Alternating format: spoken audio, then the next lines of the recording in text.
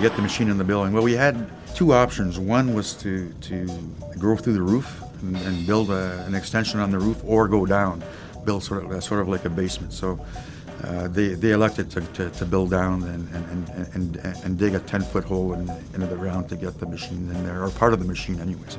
It was pretty impressive, you know, as we were seeing it coming to life. I mean, we had a prototype machine which is significantly smaller, but the machine that you're seeing there is a one-off. There's only one in the world. There's not two. It doesn't exist, and it's unique. And it's fairly simple, to the point that, you know, it's like all good ideas. Why didn't I think of that? You know, it's simple, but we came up with the idea, and it's really allowing us to keep our leadership position.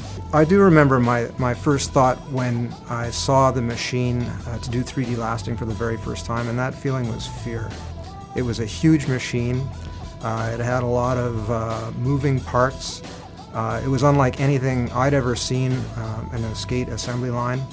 But what was really amazing was when we got our first part off the machine and took a look at it and saw immediately what this was going to be able to offer to a player in terms of giving him an opportunity to improve his skating performance.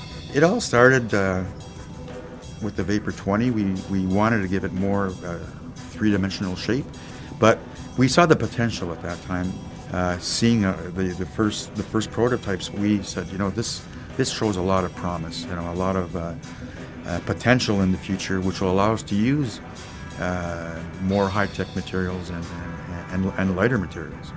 When we look back at how we got to develop and produce the machine used to do 3D lasting, you know, that was really the result of people putting their heads together, looking at the basic problem of trying to do something that would really work in terms of delivering a better level of performance, a totally different level of performance to hockey players. The invention itself that we've come up with is allowing us to do things that are just unique in skate making. No one else can do that right now, or have that capacity to do it. So it's putting us in a very important competitive advantage.